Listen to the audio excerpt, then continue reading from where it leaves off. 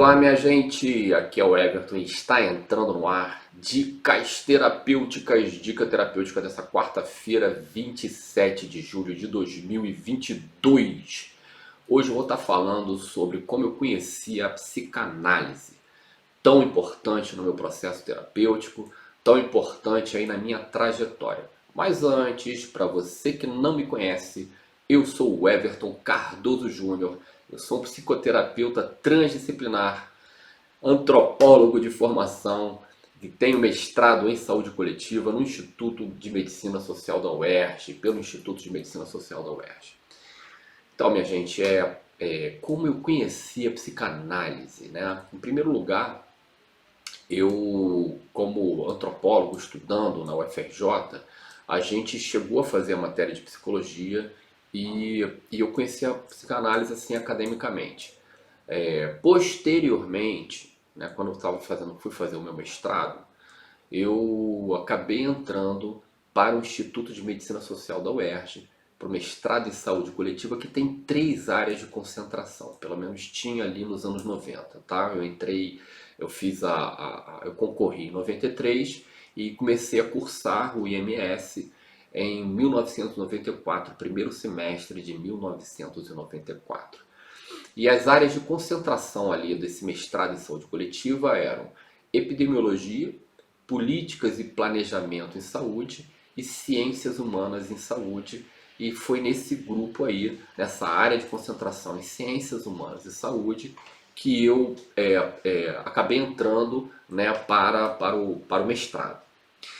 E para minha surpresa, eu entendia que era um mestrado interdisciplinar, ali tinham grandes professores de várias áreas, Alba Zaluar, Luiz Antônio Castro Santos, Jane Russo, Jane Said, André Rios, um médico filósofo, Jurandir Freire Costa, Joel Birman, Benilton Bezerra, grandes psicólogos, psiquiatras, psicanalistas. Então eu entendia que era um mestrado interdisciplinar, mas quando eu comecei a cursar eu percebi que era um mestrado bastante psi, e inclusive, dentre os 9 alunos que passaram lá, né, naquele ano para o curso de Ciências Humanas e Saúde, na UEMS, eu era o único antropólogo, tinha uma assistente social e todos os outros meus amigos eram formados em psicologia, eram graduados em psicologia. E, e realmente, né, tinha um background ali psicológico muito, muito grande. Especialmente em termos de psicanálise, com esses 3 caras muito, muito feras. Joel Birman, qualquer um que vai estudar psicanálise conhece o Joel. Joel é um professor emérito, um psicanalista emérito.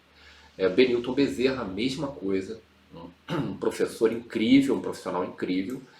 E Jurandir Freire Costa, pô, o que dizer desse cara? Esse cara, para mim, foi o intelectual mais brilhante que eu conhecia. O cara não domina ali um autor, não domina apenas Freud, ele domina, sei lá, uns 10, 15 autores. É uma assumidade acadêmica e uma pessoa incrível. Claro que com a influência desses profissionais, mas tive aula também com Elisa Pereira Reis, me lembro do curso de teoria social dela, e ela inclui Freud ali, dá uma forçadinha de barra, né? Futuro de uma Ilusão, texto de Freud, um outro texto agora também, que agora eu não lembro. É, é, mas esses caras aí, eles tiveram influências muito poderosas sobre todo mundo que estava ali cursando aquele mestrado, é óbvio, né? Mas a antropologia, eu como antropólogo, né, representante da antropologia, até então eu era, a antropologia é uma dos saberes que mais deu paulada em cima de Freud. Gente, ó, a teoria freudiana ela é incrível, né? Ela tem 2 momentos, chamado de primeira tópica e segunda tópica. A primeira tópica, todo o empreendimento freudiano da primeira tópica, da primeira fase da teoria freudiana, era no sentido de fazer a psicanálise ser aceita como ciência. Então, os primeiros escritos dele, ele está ali, né, tentando fundamentar cientificamente a psicanálise. Vale lembrar que ele está trabalhando com um conceito imaterial, que é o conceito de inconsciente. Entre outras coisas, tinham outras questõezinhas relacionadas à análise ali também. Quando ele conquista esse lugar, quando a psicanálise está aceita como ciência pela cátedra científica, ele toca o F, né, e escreve a obra capital da teoria freudiana, que é a interpretação dos sonhos. Então aí começa a segunda tópica freudiana, que é quando ele está ali na clínica mesmo, lidando com a clínica, lidando com o conceito de inconsciente, e aí ele já não está muito aí, né, para essa empresa, para esse empreendimento no sentido de fazer a psicanálise ser aceita como ciência. Se a gente for levar num termo mais estrito, positivista, até hoje a psicanálise ela tem questões em relação à sua cientificidade. Mas isso, né, na verdade, para uma ciência que permanece limitada em si mesmo em seus próprios paradigmas. Né? A gente vale lembrar que a ciência ela inaugura um novo processo heurístico, um novo processo de busca de verdade. A ciência está se contrapondo ao dogmatismo religioso. Então a ciência é o antidogma. Quando eu vejo um bando de cientistas aí com posturas dogmáticas, eu tenho vontade de falar, meu amigo, você está sendo completamente anticientífico, você está sendo um pseudocientista. Né? As terapias holísticas são muito acusadas de pseudociência, que é uma coisa ridícula. É um saber diferente. Pseudociência é a própria ciência. É a ciência dogmática, é a ciência com uma metodologia equivocada, é a ciência sem ética, é a ciência que se vende. Eu não vi nenhum terapeuta holístico recomendando cloroquina, eu vi um bando de médicos. Inclusive com a aquiescência do ministro da Saúde, o tal do Queiroga, que é um dos cardiologistas mais brilhantes do Brasil e estava ali, né, não se portando com um bando de médicos receitando cloroquina contra a Covid.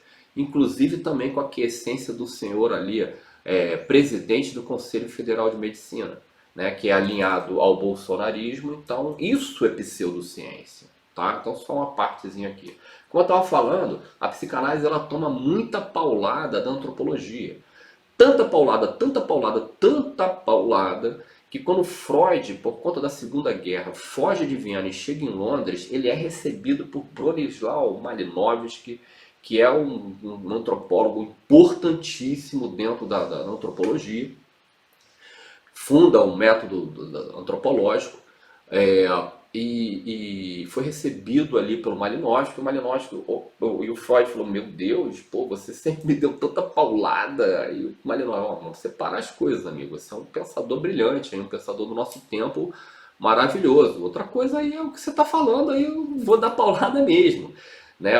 Por exemplo, uma paulada antropológica né, o Freud, quando ele vai falar do processo edipiano, ele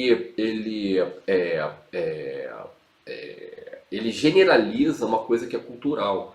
Né? Será que a gente pode generalizar esse processo, né, esse processo edipiano, para outras culturas, onde a relação ali do indivíduo com a sua parentalidade, a relação do indivíduo com a sua estrutura de parentesco é diferente? Né? Será que o processo acontece da mesma forma? Né? Então tem uma generalização ali que tem uma questão antropológica em relação a isso.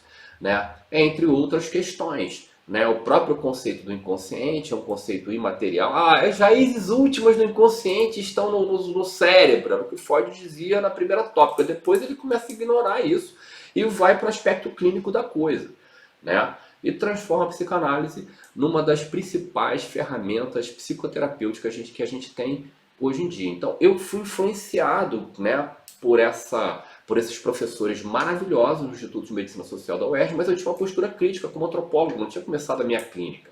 Eu começo a minha clínica como um trabalhinho ali para ganhar mais grana, né, em cima das coisas que eu sabia fazer, astrologia, florais, essas coisas.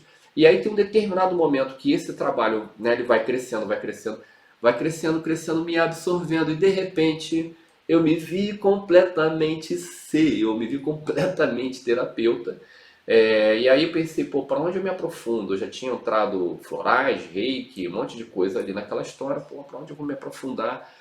E eu me percebia como um psicoterapeuta. Por conta disso, eu resolvi buscar uma formação psicanalítica através da minha mulher. Eu conheci uma professora dela, a Maria Eugênia Reis, pessoa maravilhosa, professora da Universidade de Santa Úrsula, e comecei a frequentar ali, né, o background, o setting da Maria Eugênia. Fiz terapia com ela, fiz supervisão, fizemos aulas, fiz cursos com ela.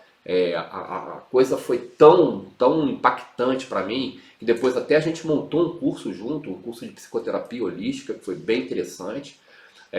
Ela dando a fundamentação psicológica e eu apresentando as outras ferramentas holísticas psicoterapêuticas, né? E durante um tempo, quando eu começo essa clínica, por assim dizer, ali em 2005 mais ou menos, né, eu precisei me despir de todo o meu holismo, né? Eu estava acostumado a uma pessoa chegar até mim para eu interpretar ela para ela mesma, né? E agora na psicanálise eu precisava receber a pessoa e ajudar ela na sua autointerpretação, né? Era um processo diferente, um processo que eu precisava me retirar, né? É, é, é, não deixei de trabalhar com as ferramentas holísticas, mas eu separava as coisas, fazia um mapa, fazia cartas, fazia o que eu quisesse fazer, né? Mas na minha clínica, na minha clínica psicoterapêutica, eu trabalhava mais como um analista.